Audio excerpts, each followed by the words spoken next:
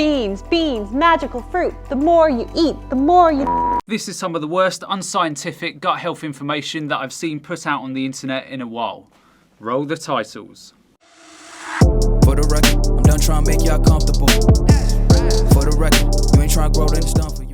Today's vlog is sponsored by FODMAP, and I'm gonna be taking you with me through my very long low FODMAP elimination diet and trial. So a few things right off the bat. You just heard Abbey say that you will follow her through this very long low FODMAP diet elimination. The title of her video also says, I did the low FODMAP diet for 3 months for extreme gas and bloating. So just to clarify, the strict elimination phase of the low FODMAP diet is designed to be followed for no more than an initial 2 to 6 weeks until the symptoms resolve.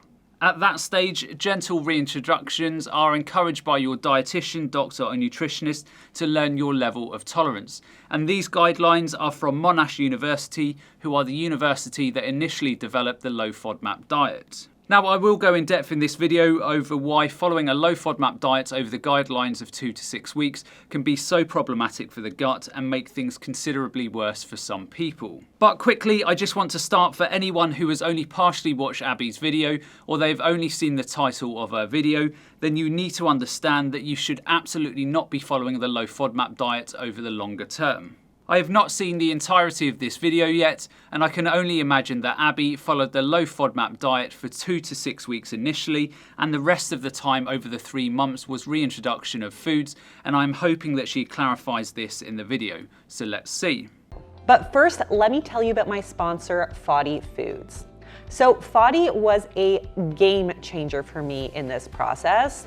As a super busy person now with 2 kids and a business to run, I was really honestly quite anxious about starting this whole low FODMAP trial. Look, I see nothing wrong with Abbey advertising this FODMAP food service if she genuinely believes this brand will help her viewers and if the foods being advertised are of good quality and also good value. So having looked at their website, the foods look very good with minimal additives, preservatives and added sugars, but there is a big question mark over the value for money element. So if you go to their website and look at some of their best sellers, $19.99 for 12 chocolate bars, ketchup is $3.49, taco seasoning is $5.99, garlic infused olive oil is $9.99. These prices are extortionate. Because I knew how much from scratch cooking I would probably have to do. I think it's a particularly sad time now that even dietitians are now stating that cooking from scratch is an inconvenience. Now, there is nothing wrong with using store-bought processed refined foods, but in my opinion, the more we move towards a heavily processed and convenience food supply, the more we become disconnected with our food. But FODMAP has a wide range of products that make eating low FODMAP so much easier and more enjoyable. And also horrifically expensive, so let's not forget that. And that allows people with food sensitivities to say yes to flavors that they already love.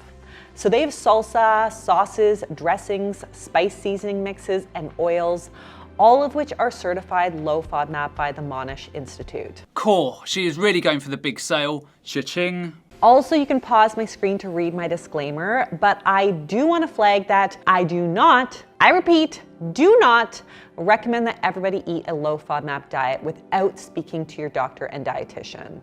This is a therapeutic diet process which should be carefully monitored and structured by a professional. As you would expect from a dietitian, it's good to see the disclaimer.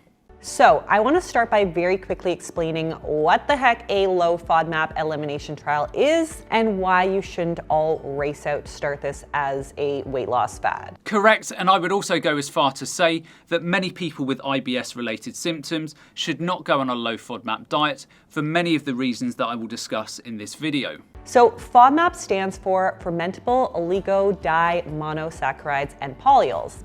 So these are short chain carbohydrates that are poorly digested. They are not poorly digested, they are just not completely digested, and there is a massive difference between those two statements. Many foods or compounds within foods are either only partially digested or not digested at all. Whether a food is fully digested or not has little bearing on whether the food or compound within the food is problematic. So for example, resistant starch found in potatoes, legumes and rice, etc. are largely resistant to digestion. But that is not a bad thing, it's actually a good thing, because the beneficial bacteria in your colon thrive on things like resistant starch. And these bacteria in turn keep your gut nice and healthy. What Abbey is doing here is massively simplifying a fairly complex topic and adding 35 and 35 and coming up with 2. What she should be doing in line with the current guidelines, of which I will get into, is to take a step back and say what is it in the digestive tracts of certain people that cause certain problems to arise. Digestion is based on stomach acid, digestive enzymes, bile secretions, the type of bacteria in the colon, and things like peristalsis, which is the wave-like contractions that pull food and feces through the gut. Everything is interconnected. Your stomach acid triggers the release of digestive enzymes and bile. So what do you think would happen if the pH of your stomach acid is not low enough? Well, clearly the food that you put into the gut is not going to be liquefied correctly, and then you get a lot more undigested foods into the small intestines and colon that can cause irritation and those IBS related symptoms. Now in this example, Abbey says the food is the problem and maybe you should remove FODMAPs from your diet to reduce symptoms. It's the equivalent of saying I keep on having joint pains, so therefore I'm going to keep taking ibuprofen to mask the symptoms. But obviously in Abbey's scenario and the ibuprofen example, you are not getting to the root causes of the problems. But the biggest issue with Abbey's low FODMAP dietary approach is as follows. Studies have shown that 50 to 86% of patients have a clinically meaningful response to the low FODMAP diets. Great, you may think. No, because in contrast, the success of the maintenance or the reintroduction phase of the diet has been studied less in only a few observational studies. This is due to difficulties of designing an appropriately blinded randomised longer-term interventional study, and therefore the evidence base for maintenance will likely remain less solid. As it says here, there remains controversy as to whether the low FODMAP diet has sufficient evidence to be considered a legitimate first-line therapy. So Abbey, as a dietitian and a champion of science-based nutritional evidence, is promoting a dietary pattern that fails to look at the root causes of these issues, and to make matters worse, there is zero evidence anywhere that when a person reintroduces a food, they are going to be any better, and in many cases it appears they may be worse. And of course, I will get into the bad side of low FODMAP diets shortly. So they often sit and ferment in the intestine, where they can cause gas, diarrhea, cramps, and bloating. I have briefly covered this off, but I will get into this in depth very soon. Since giving birth, I've been dealing with really severe gas, distension, and painful bloating. And it just seems like it's been getting worse since I did my first video on the topic, which you can watch right here. Okay, so I've watched that video and Abbey talks about everything in her life, but very little about tackling the gas and bloating head on. Which is why she is having to up the ante as things get worse and worse. And they will continue to get worse and worse until she tackles those problems head on. So after the holidays, I decided that if there was ever a time to do an elimination diet, it would probably be easiest when we're in lockdown in, COVID times, and I'm not being invited out every single weekend for dinner with friends. You mean the elimination diet that is not meant to be followed for more than a few weeks at a time? Or you mean the elimination diet that has zero evidence that it works when a person reintroduces the FODMAPs back into their diet? So I hired my colleague Ali Kugler, who specializes in digestive nutrition, and she helped me safely go through a 3-step protocol with her motivation and support. Okay, great. Abbey has clarified that there were 3 stages to what she was doing, so it will be super interesting to see how long the actual elimination phase lasted. But I think this serves as a really good reminder to all of you that even if you think you know what you're doing with this diet, it's actually very complicated, intense, and requires a lot of dedication and work. And there obviously needs to be clinical evidence over the longer term effectiveness of the diet, of which currently there is zero evidence. And therefore, I do strongly urge getting professional assistance to ensure that you're not unnecessarily restricting and also still meeting your nutrient need. Absolutely agree with that. Okay, so back to FODMAPs. There are different classes or categories of FODMAPs, each of which have a variety of major food sources. So the common FODMAPs include fructose, which is found in foods like honey, asparagus, pears, ripe banana, and apples. Lactose, found in dairy products like milk, cheese, and ice cream. Fructans, which are found in foods like garlic, onions, cabbage, and also in grains like wheat.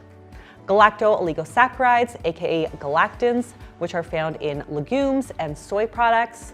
And then polyols, which are found in a ton of fruit and veg like blackberries, cauliflower, mushrooms, plums, and also in sugar alcohol sweeteners like mannitol and sorbitol. Pull those foods out of your diet and you are certainly not going to have a lot left to eat. I did a lot of symptom tracking myself in the many weeks leading up to my first meeting with Ali.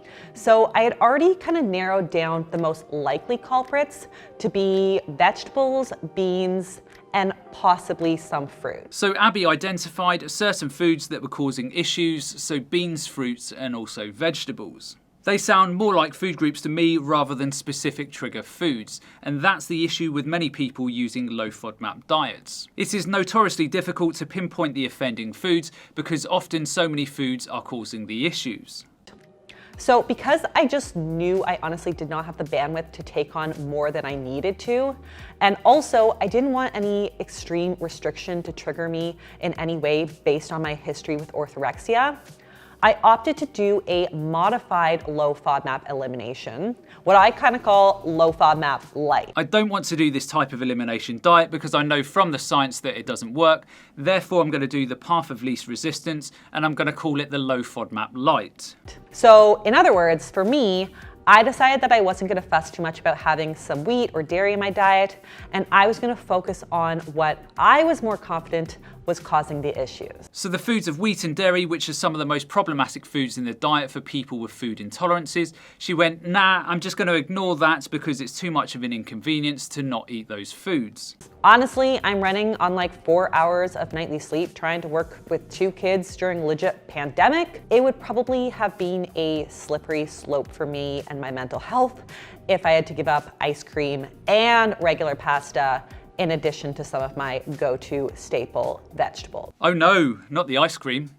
I also want to make it super clear that the low FODMAP diet is kind of a misnomer because you're not supposed to do phase 1 for your life. This should also not be used as a weight loss diet. Okay, great. So is talking about how it should only be used in the short term, but she is still not telling her audience that the guidelines are for 2 to 6 weeks. I repeat, it's a test, not a long-term diet. The goal here is to get to the other side with a very clear indication of exactly which foods cause you trouble and exactly how much you can tolerate so that hopefully you don't need to actually eliminate much in the long run. The key word there is hopefully. For many people, they will spend many weeks or months pulling foods out of the diet, putting foods back into the diet, pulling even more foods out of the diet and chasing their tails the whole time. As Abbey said earlier in her video, sometimes she can tolerate certain foods with no reactions and then other times they cause issues. So how is she ever going to successfully pinpoint the trigger foods when she is always dealing with a moving target? Okay, so how does this work? Phase 1, the elimination. This involves eating only low FODMAP foods or moderate FODMAP foods in the quantities that render them essentially low FODMAP. The first phase here generally takes around 2 to 6 weeks to get complete resolution of your symptoms before you can move on to phase 2. Okay, great, but in Abbey's case, she left wheat and dairy in her diet. So hypothetically, if she removed high FODMAP foods from her diet, but didn't get the symptom relief, she has then got to start with the other foods and then start the elimination approach again. Like I said just now, for many people, FODMAPs in general are very problematic when there is underlying issues in the gut. So what are you going to do? Remove FODMAPs indefinitely? And what is a 2 to 6 week elimination going to do? If you have problems in the gut, remove the FODMAPs, then sure you may get a little bit of symptom relief, but put the foods back in afterwards and many people will be back at square one. Now, if I were to give you any suggestions based on my experience, it would be to do your grocery shopping after you have your plan in place, because I ended up with a lot of things in my fridge that I wasn't supposed to eat. I'm annoyed I didn't think about this before I got my groceries today, but cashew milk is high FODMAP and soy milk is high FODMAP. So just to clarify and correct what Abbey is saying here, not all cashew milks and soy milks are high FODMAP. It very much depends on the ingredients and manufacturing processes. So for example, soy milk made from soybeans tends to be high FODMAP. Soy milk made from soy protein extract tends to be low FODMAP. If you are confused and intent on following a low FODMAP diet, then please look at the Monash app for guidance, obviously alongside a trained professional. Probably should have bought almond milk this week. I guess I'm going shopping again. And I did, which also meant I need to do a proper taste test of 3 different almond milks to determine the best one for my ritualistic morning latte. Honestly, I already felt like I was giving up so much, so I wanted to make sure that my coffee still was an enjoyable part of my day. Them coffee addictions be strong. My dietitian and I agreed to limit my raw veggie and salad intake to no more than 1 raw veggie dish a day, made obviously with low FODMAP veggies.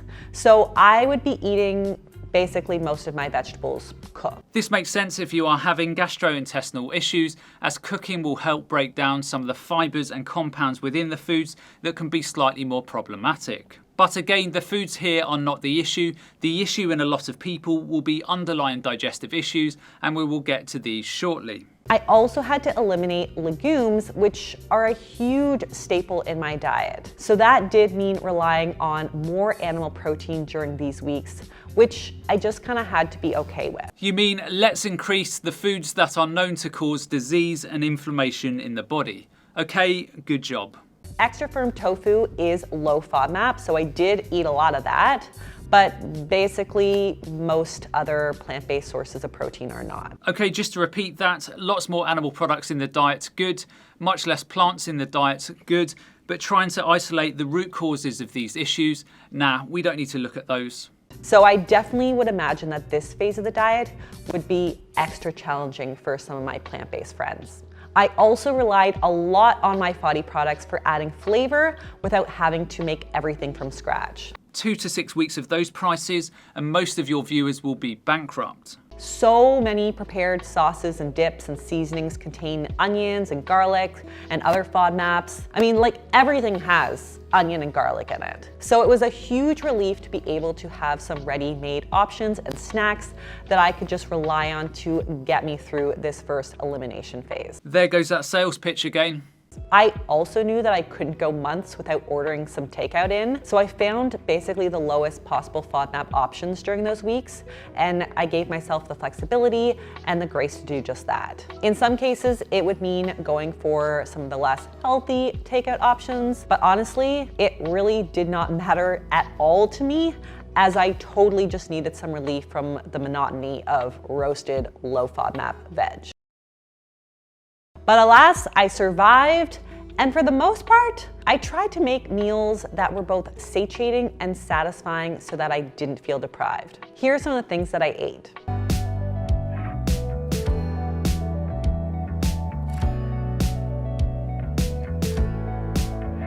Nah, you're okay, thank you. I would rather find out what's causing the gas and bloating, fix those problems, and then I don't need to go on restrictive eating patterns with very little evidence to support their efficacy. But I also had some hard days where, honestly, I just kind of wanted to go eat a tub of hummus and totally give up. And I think that was a really good reminder to me as a healthcare professional, just how challenging some of these major diet changes can be for people, and how much empathy we need to have as clinicians for those who take them on. Agree with that sentiment, but as a clinician, you should be basing your advice on sound scientific evidence. Putting a lot of people on low FODMAP diets with no clinical evidence over their effectiveness after the elimination of foods is absolutely scandalous. So many clinicians are putting people through extreme dietary patterns for 2 to 6 weeks, and then for many people, when they reintroduce the foods, they can be left in a worse situation. Your tolerance to food is largely built up by interactions with your food,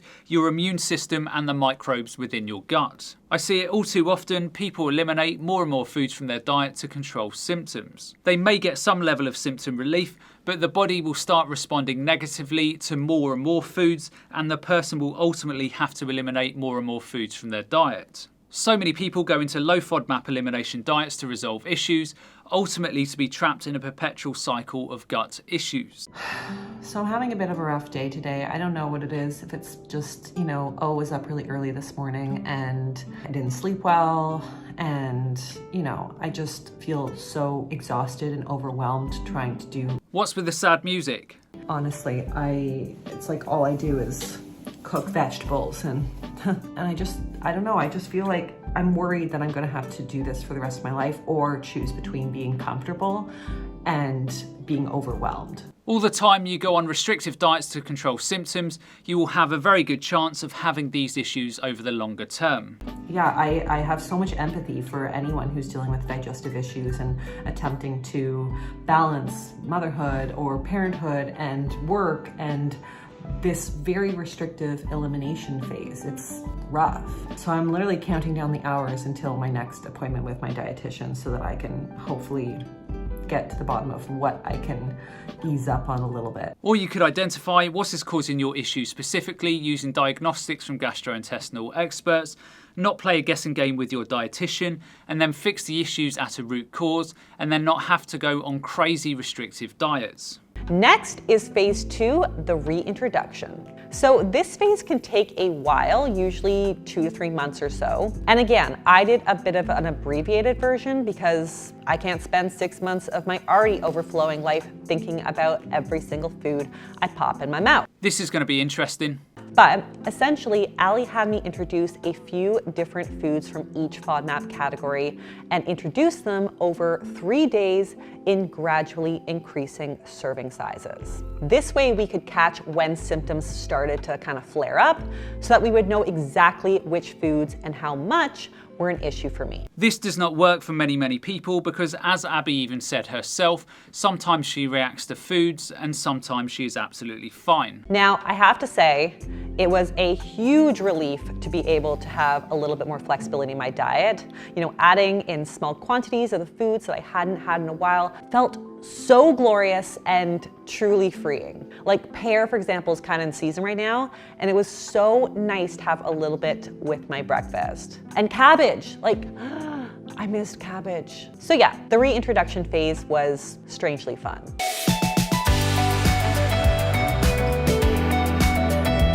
Sad music followed by the uplifting beats to bring your audience along on the journey with you. Love that, Abby. So today is the last day of my cauliflower trial, and I have to tell you, I am so nervous because I love cauliflower, and I'm just gonna be really disappointed and sad to feel like I need to give it up or at least be cautious about it. I know this is the whole point of doing a low FODMAP trial here, is to get to the bottom of the exact foods that cause some digestive issues, but I'm just not ready to feel like this is the one. I know that's so sad.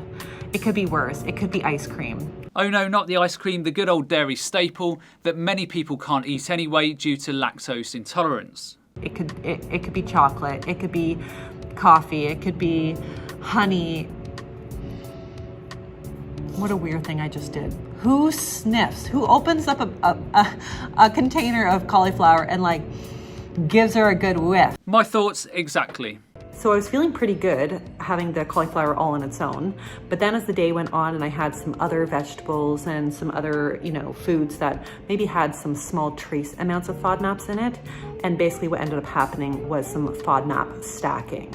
And I think that is where I run into issues. This is exactly why elimination diets for many are absolutely pointless. You are constantly chasing your tail and second guessing yourself and creating more anxiety for yourself. So instead of Abby saying that something after my pregnancy triggered, causing me to have issues and then to investigate this, so now she is on a path of no win. So I guess what I've learned from this is that a cauliflower dish on its own is probably no big deal. But if I'm going to have cauliflower and a little bit of broccoli and maybe some green beans and maybe a little bit of lettuce, I might feel a little bit bloated and gassy after that. So all good data and all good information that I can keep in my back pocket for future meal plans. Sounds like a great way to live, always looking at the diet to see what you can and can't eat. This is what I've learned on phase 2. It seems like the polyols, fructans, and galactans, thanks Poppy, are my biggest triggers. And a lot of the times they're fine in small amounts or even like large amounts, but it's when I start getting into like FODMAP stacking throughout the day. So basically like little bits of like low or moderate FODMAP foods start to build up as the day goes on. That's when I end up having issues. So what's the answer, Abby? I also find that I can tolerate those foods a lot better at like breakfast or lunch or like earlier on in the day than I can at dinner time, because dinner time in my house is witching hour. So you have to be constantly looking over your shoulder to see what you're eating together, and now you can't eat certain foods at certain times of the day. Sounds like a right plan, that. And parents with young children can probably appreciate that eating with a toddler and a baby is hella stressful. So if you find that your IBS is triggered by stress, I don't know, that's a challenging time to be eating. So just to pick up on this very quickly, stress is an indirect impact on your digestion. So it won't directly cause IBS symptoms because gas and bloating, etc. are excessive fermentation issues, but what stress can do is to raise stress hormones such as cortisol that will impact on how your body is breaking down your food. But I am big on family meals. I totally believe that they're so important because of all the research, and I really think that modeling healthy eating behaviors to my kids is probably a bigger priority to me than my digestion. These should never be mutually exclusive. Now, finally, phase 3, personalization. So this is basically coming to terms with a unique understanding of what I can now tolerate and in what amount. Ideally, for most clients with IBS, you should now no longer need to restrict anything other than the few foods in the specific quantities or amounts that cause you symptoms. Hypothetically, but that's all the low FODMAP diet is, hypotheticals. It will absolutely help with symptom reduction, but the longer term results are still unproven. So that may mean that I can have a little bit of broccoli or a little bit of cauliflower, but probably not an entire whole bowl full. And ideally also not with other moderate FODMAP foods if we want to kind of avoid some of those FODMAP stacking effects that we saw. So the solution is to watch absolutely everything that you are eating, as you are still none the wiser. So low FODMAP isn't a diet. It's a process that gives you some insight to inform your food choices long term. Of which Abby's insights are limited. Okay, so what does this mean for me? Like, am I never going to have a dish with cauliflower or broccoli in it again? No, of course I am. But just based on some of the data that I collected from this experience, you know, and knowing that my symptoms, my gas and bloating tends to be worse at kind of like family meals at the end of the day, rather than earlier on in the day when I eat alone, I might choose to save that broccoli or cauliflower for like a leisurely date night out. Okay, let's just interrupt here again. Gas and bloating is simply caused by the excessive fermentation in the gut. So I wonder what would happen if you remove the bacteria from the gut, which is causing these issues, and then you reintroduce the right type of bacteria into the right section of the gut. Just saying.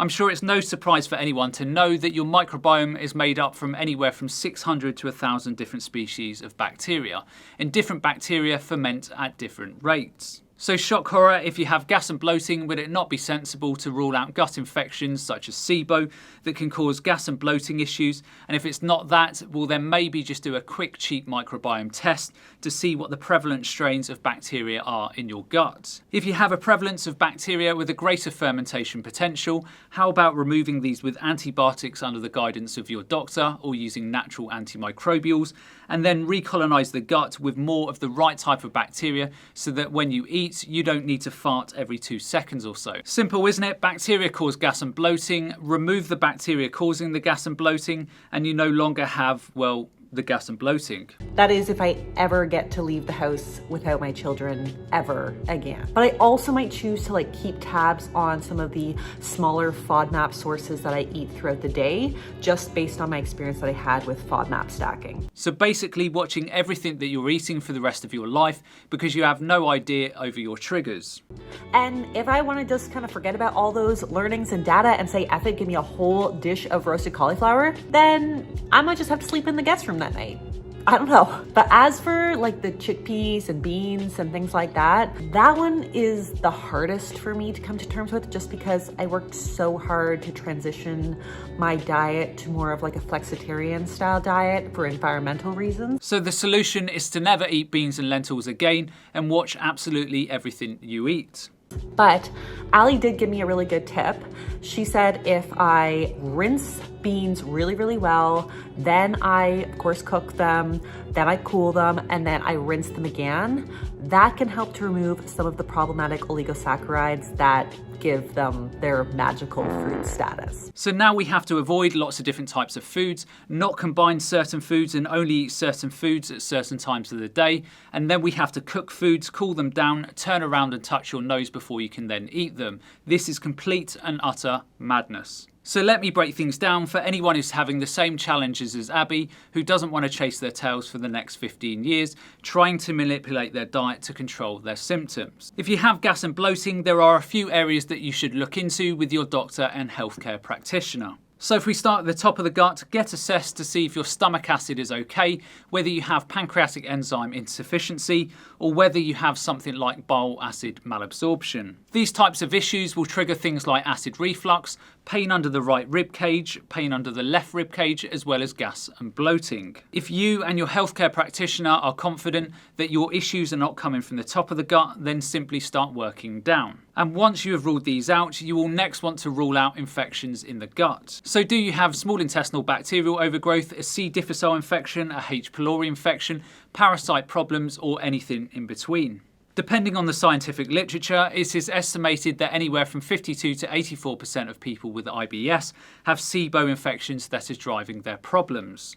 Over the last 3 and a bit years, I've seen well over 2,000 people for SIBO related issues, and I can confidently say that if you have SIBO, then you can either significantly improve your symptoms or you can get rid of them altogether. So please get checked out with your doctor. So let's just say you have now ruled out issues at the top of the gut and also gut infections. Then the last conceivable area in the gut that can cause significant gas and bloating is your colon and also your microbiome. So as I said earlier, the average person will have 600 to 1,000 species of bacteria in their colon. And if you have significantly less because of things like antibiotics, other medications, poor diets and everything in between, then this can cause significant issues. So the colon is full of bacteria that will help ferment the foods that you're eating and break them down. If your stomach acid, bile and digestive enzymes are okay and the food is initially being broken down okay, then when the food hits the colon and you have microbiome insufficiency, it will cause a bottleneck effect. Things will be flowing okay, and when there is little fermentation activity in the colon, things will start to slow down. This will cause gases to be released, and in addition, it will either cause constipation or loose stools or diarrhea, as your gut lining is being irritated and your gut is trying to remove the fecal matter to help protect you. So I would suggest in doing either a Viome test or an Atlas Biomed test to see if there is a lack of bacteria in the colon or you have the wrong type or wrong prevalence of bacteria. And just to make it abundantly clear, I'm in no way, shape or form affiliated to any of these companies. Hopefully this video gives you some pointers of what to discuss with your healthcare practitioner or doctor. Don't take no for an answer, you have to fight your corner, and certainly don't accept a blanket diagnosis when you haven't even ruled out the basics. I can tell you from my own health challenges and helping many people with these types of gut issues, you just need to ascertain where your issues are coming from and then work back from that in a methodical way. Pulling out foods from the diet in an erratic way that Abby has done in this video will certainly not be an answer for many of you watching this video, and it may even leave many of you in a worse situation. Anyhow, that's the end of today's video. I hope you all enjoyed, and as always, remember to look after your body because it's the only place you have to live, and I'll see you next time.